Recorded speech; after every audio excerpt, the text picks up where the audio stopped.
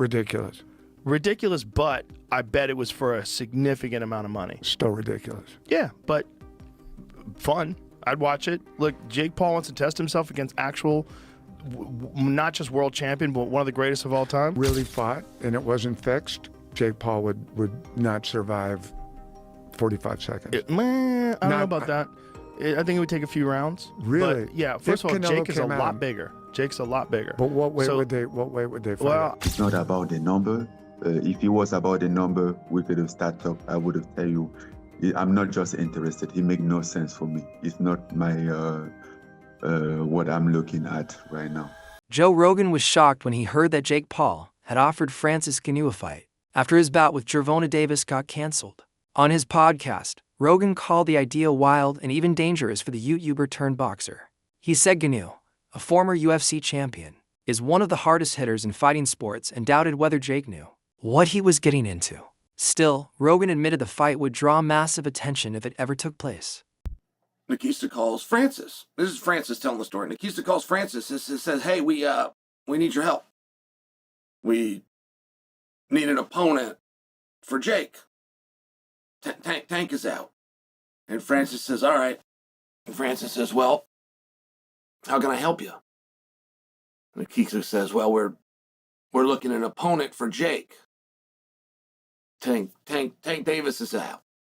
And Francis says, all right, but specifically, how can I help you? Nikista takes a third swing at the bat. He says, well, we need an opponent. We need a boxer. We need a partner. We need somebody to fight Jake. Tank is out. And Francis asks him again, okay, what? When Jake Paul's exhibition fight with Gervonta Davis fell apart because of Davis's legal problems, Paul and his team rushed to find a new opponent. One name that came up was Francis Ngannou, the former UFC heavyweight champion-turned-boxer. His size, strength, and fame make him one of the most feared strikers in combat sports, creating a huge challenge for Paul. I think the fight is going to be completely canceled and rescheduled, and now we have potential opponent names and some people being ruled out coming into today. This is not a joke. It was said by Mike Coppinger and others that the #1 candidate to replace Tank Davis in a Jake Paul fight, probably on a different date, was going to be Francis Ngannou. What the f? But we have an update on that and other potential names that Jake could fight. Again, I think on a separate date, and why I think the Jake and Tank fight is completely off. No more, maybe, no more, we don't think it'll happen. Michael Bisping pointed out the huge size difference in the rumored fight between Jake Paul and Francis Ngannou. He reminded fans that Paul's original opponent was Gervonta Davis, a much smaller lightweight. Bisping said going from Davis to Ngannou is a huge jump in both size and danger. The change creates a big mismatch, not just in skill or record, but in power, reach, and overall threat level. Mike Tyson, who's 58, Anderson Silva, who was way past his prime, people like Nate Diaz, who were way smaller. Gervonta Davis really did take the piss. I mean, that was just the craziest shout ever. To go from fighting Gervonta Davis, way smaller, to now boxing Francis Ngannou. I mean, listen, if he does it, fair play. But I just call #1 bullshit on this brother, because I don't see this happening. No. This is #1 bullshit. I just don't believe it. I don't believe it at all. Nate Diaz, yeah, 100%. I mean, he beat him once already.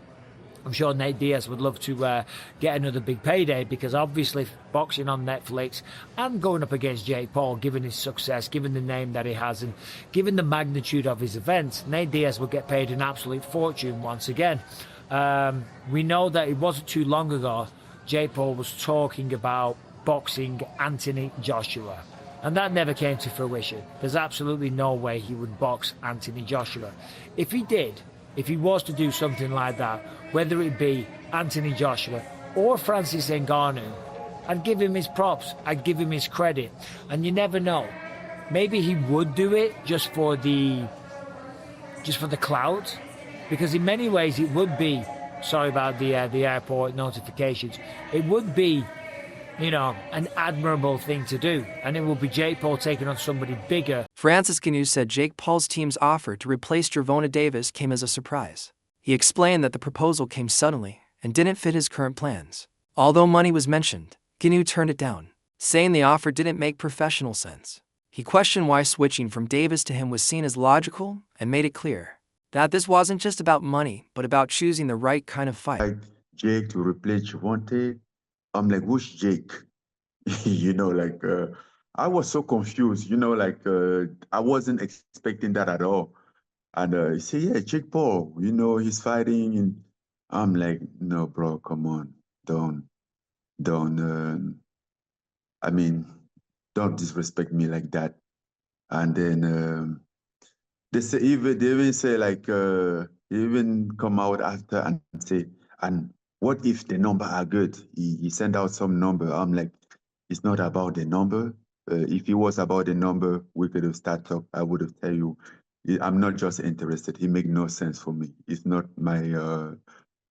Former UFC champion Daniel Cormier warned Jake Paul about the danger of fighting Francis Ngannou. Cormier said Ngannou's power and size make the matchup unfair, and Jake isn't ready to face a heavyweight striker with that kind of strength. He said this fight isn't about fame or money, it's about real risk.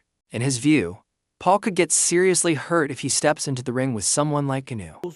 From fighting Gervonta Davis to calling out Francis Ngannou, Jake Paul don't want those problems. I can't say it any different. Jake Paul does not want any Francis Ngannou problems. He don't. He does not want those issues. While I think it's crazy and I credit him for doing that, and I'm surprised he did that, this could be a ploy. Him poking out his chest, saying, I want Francis. He don't want those Francis Ngannou problems. I don't care what Anthony Joshua did to Francis Ngannou. Jake Paul gets in there with Francis. Francis will knock his head off this planet. You don't want those Francis problems. I watched Francis put down Tyson Fury. Sure, Anthony Joshua beat him. But even if Jake got power, I don't think he got power to be dealing with Francis. Cormier also questioned Jake's motives, saying it seems more about attention than competition. He added that Jake doesn't understand what it's like to face a heavyweight who can punch through gloves. Ngannou's power is feared in MMA, and in boxing it becomes even more dangerous. Cormier warned that if Jake faces Ngannou without realizing the difference between MMA and boxing defense, the fight could end very quickly. Right? Boxing is much different than mixed martial arts. The target audience might be the same, but the demographics different. The places where people are brought up are different. There's bigger entourages in boxing. It's just a different world in boxing. We've known that from the very beginning. We know that Gervonta Davis was not going to just play to Jake Paul's rules. I still don't know exactly why this thing is falling apart, but it is falling apart bad. It is bursting at the seams. We are almost exactly where we should have never started. This should have never gotten started, but it did.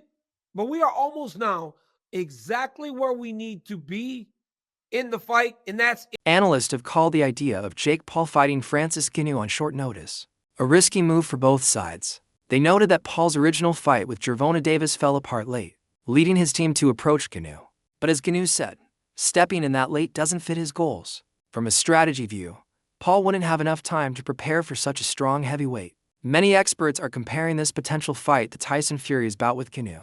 Both matchups focus on entertainment rather than pure boxing skill. Even Fury, a world champion, admitted Ngannou gave him one of the hardest fights of his career. The thing about this is, okay, if they push it back to December, then that's slightly different. But this is the kind of one situation where you're kind of 10 days out, 2 weeks out from a fight, whenever they first got wind of this problem. This is the kind of situation where it would be possible that Jake Paul and Nikita Badarian and MVP, who are very, very shrewd people, this is the one occasion where they might end up making a mistake and taking someone at short notice who they shouldn't take. Because there'd be a whole raft of people putting their hand up for it, wouldn't they? Thinking, I'll take him at short notice. I'll make out that I've been sitting on a beach, eating and drinking for the last 6 months. I'll but anything just to get in there with him. And then on the night, I'm gonna knock his head off. There'll be loads of people putting their hand up for this. And you'd have to be incredibly careful about who you took at short notice, because for it to have any kind of meaning, you would need to take a decent opponent at short notice because obviously they're up against it because it's short notice. You couldn't take some barely warm body at short notice because that would be even worse than giving them full notice. So this is the one area, the one situation in which it would be easy for them to make a mistake, but they don't make mistakes with things like this. They just don't. So yeah, I'm not surprised that they haven't been tempted into, somebody. Yeah, Ngannou, that'd be a mistake. It'd be such a mistake. I know he got flattened by Joshua, but so what? Joshua is a two-time unified champion of the world, and Ngannou's 270 pounds of absolute granite. That would have been a terrible, terrible mistake if they'd given him the fight. And he dropped, like, people. I know, my opinion, Tyson Fury won that fight with Ngannou, but he still put Tyson Fury. He was close.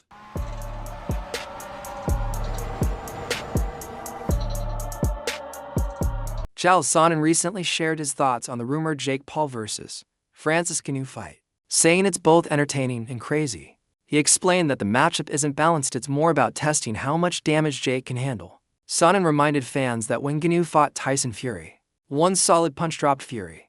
He said if Fury struggled with Ngannou's power, it's unrealistic to think Jake could survive those same punches without serious risk. Fighting Jake Paul wouldn't make sense. But what in the hell do you think Tyson Fury got for boxing you? These aren't mean things from me. This is a reality. Tyson Fury knew there was a check. Name one person you'd rather see Jake Paul fight than Francis Ngannou. Is a real challenge. How Tyron Woodley, Ben Askren, Anderson Silva, Mike Tyson. How those aren't real challenges, I don't know. But this is the story as we're told. And do you see where that would satisfy so much? Do you see where that would force even the biggest hater to be quiet? And my job for something to make sense is the biggest check against the easiest opponent. I cannot think of anything I would rather see Jake Paul became famous for flashy promotions and headline-grabbing fights, but this one doesn't seem to click.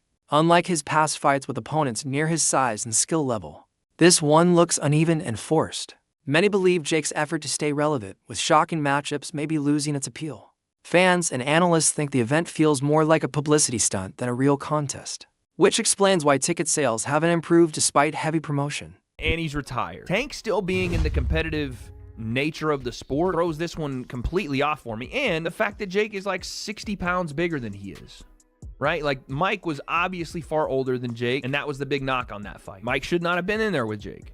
Said that many times. Jake has fought so hard against people saying he's bad for the sport. He's bad for the sport.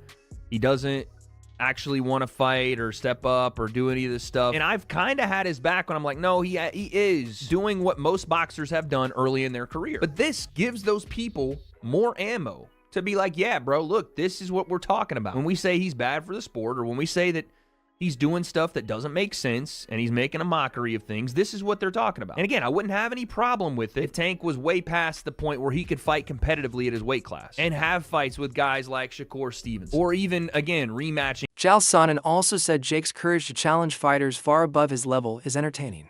But facing Francis Ngannou is another matter. He said Jake doesn't have the size, power, or toughness of Tyson Fury.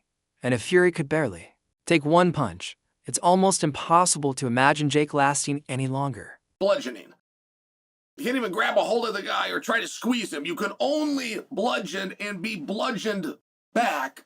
I think you're got an uphill battle to question somebody. But they have been very effective in doing just that to Jake. Hey, he started with this NBA guy, and then even those MMA guys, they're not boxers. And then when you got around to the boxers, but they weren't current boxers. Then when you get around to the current boxers, they're not big enough boxers. And I just loved it. When I heard that Francis Ngannou might be going against Jake, I loved it. I mean, what's that going to look like? How many of those shots from Francis can you take? Tyson Fury, if you're talking clean, Tyson Fury only took one. Everything else, Tyson was able to roll with. Big Francis only had to hit him one time. Like, that's a compelling. Tim Bradley said the cancellation of Jake Paul's fight with Gervonta Davis caused losses far beyond just the fighters. He explained that promoters, TV networks, event venues, sponsors, and advertisers all lost money. The fight was expected to earn big pay-per-view sales, but Davis's legal issues made brands and broadcasters pull out to protect their reputations. Get on Tank real quick. You gotta be the dumbest dude I mean, in the history of boxing, bro. $40 million, dog, down the drain. You got to be the dumbest dude I've ever seen in the history of boxing, bro. Seriously. I'm like, $40 million, bro. Wealth. Literally wealth, bro. Going down the drain. I don't understand it. I can't make the... I don't understand it. But I'll tell you this. You know, MVP promotions, whatever the hell y'all call it, most valuable promotions, shit, more like rookie promotions. Yeah, more like rookie promotions. You didn't know what you were dealing with. You had no clue. This has always been down Tank's alley, man. Now, let me just say one thing. Bradley added that much of the money spent on marketing and setup is now gone. He said this shows how fragile boxing business can be when one fighter's image falls. Everyone pays. The possible fight between Jake Paul and Francis Ngannou shows a huge difference in size and strength. Ngannou, around 160 pounds, is one of the hardest punchers in combat sports. Paul, who's used to smaller rivals, would need a totally new plan to compete. He'd have to gain muscle, toughen his body, and train differently just to survive. Experts believe Paul can't treat this like another influencer fight. It would take months of serious preparation with elite coaches to make it competitive. It would be something unique. It would be something incredible. It's the same reason that I would be intrigued by a Jake Paul versus Anthony Joshua fight, although I would never advise Jake Paul to take a Anthony Joshua fight. I wouldn't advise him to take a Francis Ngannou fight either, because as much as Anthony is far better, which we saw when they actually fought, Joshua slept Francis Ngannou quicker than me after 2 melatonin. I mean, it was quick, fast, in a hurry, completely dominant. But we also saw Francis Ngannou go toe-to-toe with the heavyweight champion of the world at that time. Yes, he was out of shape. We understand that. But Tyson Fury on that night got the shock of his life when Francis Ngannou not only went toe-to-toe, but put him down and danced on him. To this day, I think that fight could have gone Francis's way. Point being, there are levels to this shit. Not just in boxing, but in combat in general. And the size difference Francis would have over Jake would be incredible, but it would have been a great event, and a lot of people would have tuned in. Francis, though, is saying that's not happening. How can they go from like Gervonta Davis to Francis Ngannou? Like, I mean, Gervonta Davis is a fantastic boxer, but and is a one-shot knockout artist. But come on, like the weight different and everything, it make no sense.